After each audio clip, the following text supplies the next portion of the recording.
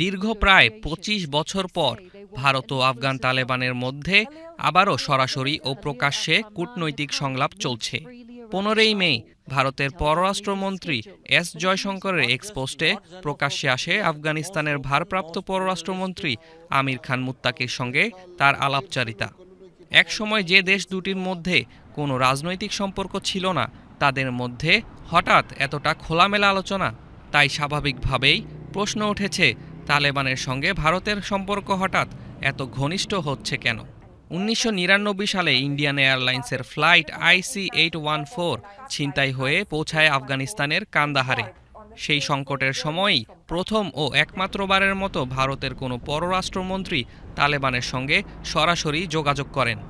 এরপর ২ দশকের বেশি সময় সম্পর্ক বলতে গেলে ছিল না বললেই চলে। কিন্তু ২০২১ সালে তালেবান ফের কাবুলের ক্ষমতায় আসার পর ভারত দূতাবাস বন্ধ করে, উন্নয়ন প্রকল্প থামিয়ে দেয়। তবুও বন্ধ হয়নি ব্যাক চ্যানেল যোগাযোগ। চলতি বছর জানুয়ারিতেও পররাষ্ট্র সচিব বিক্রম মিস্ত্রি বৈঠক করেছেন তালেবান প্রতিনিধিদের সঙ্গে। বিশ্লেষকদের মতে এর মূল চালিকা শক্তি হল পাকিস্তান। ওয়াশিংটন ভিত্তিক ব্রুকিংস ইনস্টিটিউশনের তানভি মদানের মতে এই আলাপ সম্ভব হয়েছে পাকিস্তানের ম্যাসিভ অ্যাসিস্টের কারণেই।